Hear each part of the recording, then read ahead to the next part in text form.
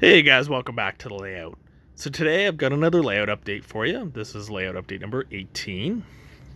And let's just jump right in to where we left off last video. I wasn't quite sure what I wanted to do with this industry. I was talking about having rails come in on both sides and then kind of moving the cars in for trucks, and that didn't make a lot of sense.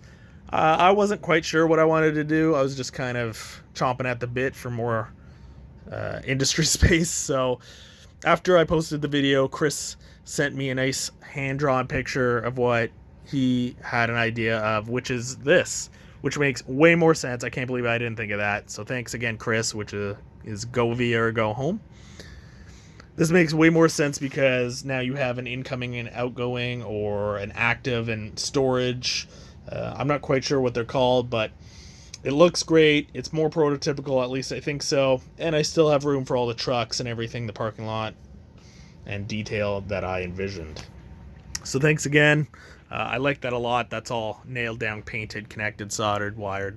The works. A big update that I also did is I replaced my lights. I know Chris got the same lights. He already made a video.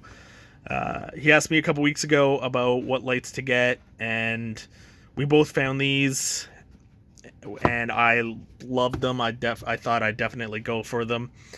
So they come in 5-meter strips. They come with a control panel, which controls obviously on and off, and dimness settings. If you can believe it, this is how dim my old ones were.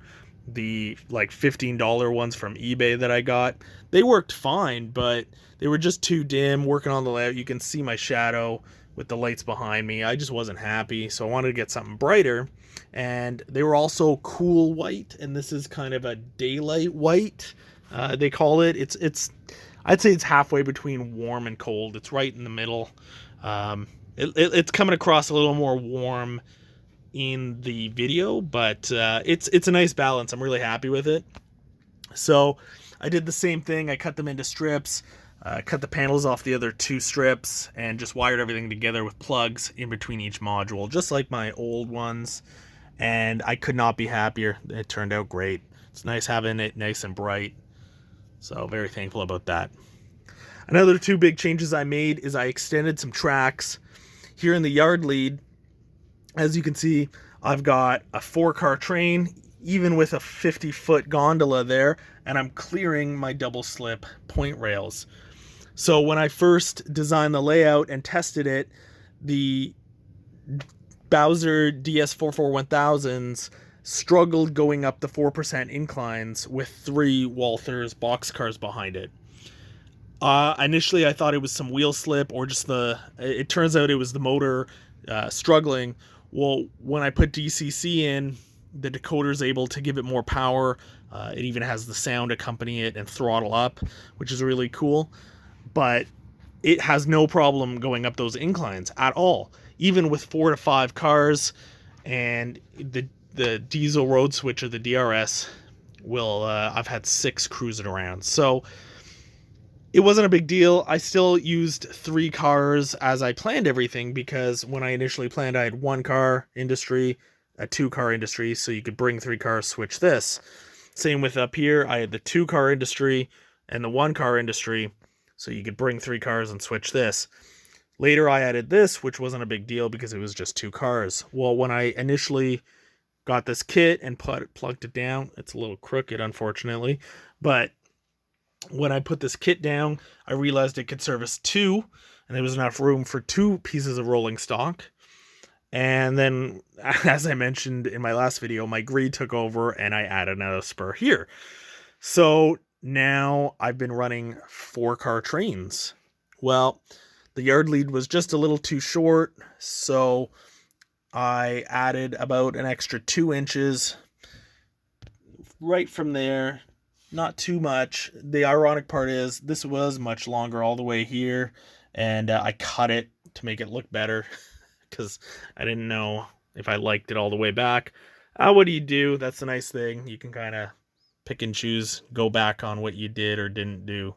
So that's really great, because now I can take a full 4-car stack or not stack, but four cars, and shove them into one of the stub tracks, and I don't have to kind of do it in stages.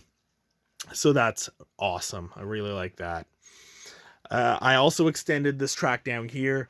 I think I've mentioned it probably in my live streams, maybe not in my videos, that unfortunately I don't even know if I measured, or if I did, I definitely measured wrong, because coming off the main, off this runaround, when you would have the diesel switcher and two 40-foot cars, it would not clear this switch, which was a real pain to get that switched out.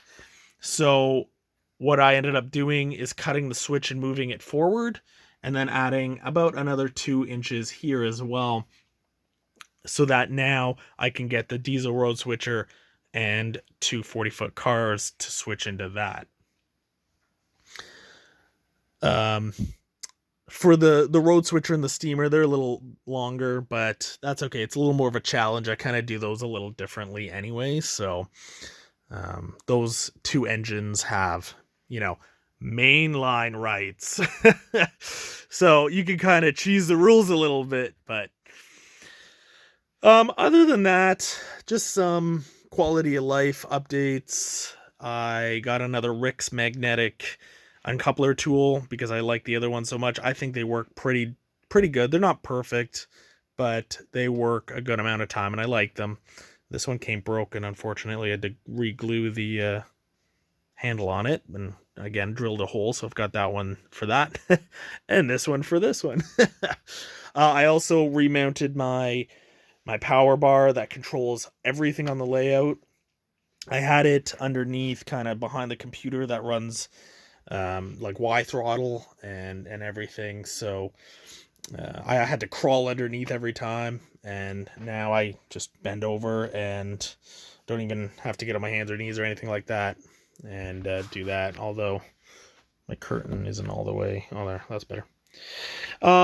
And then just other things, like I had a slight derailing issue here only with the DRS loco, and it's because it turned out that I initially thought it went out of gauge, but in fact the point rail here had sagged down, and so every time it was coming around this corner, it would hit the stock rail and jump the track because it was such a difference.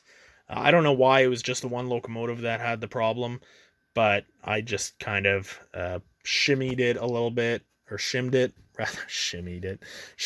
and everything's great. So really happy with that. Everything once again runs awesome. I can't wait for the live stream, guys. Don't forget to tune in. That is this Thursday. I guess March 4th. It would be March 4th at 8 p.m.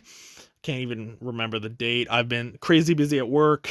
I've mentioned in the past I'm an IT guy for a hospital, so we've been setting up vaccine clinic and getting everything expanded that we set up initially for COVID, and things are crazy. But anyways, guys, so don't forget to tune in. Third Rail Thursdays. I am the first Thursday of the month. So come hang out. I'm going to run some trains, work on the layout, eat some bacon. It's a good time. Thanks everybody for watching. Thanks everybody for your support. I really appreciate it. And until next time, enjoy your bacon.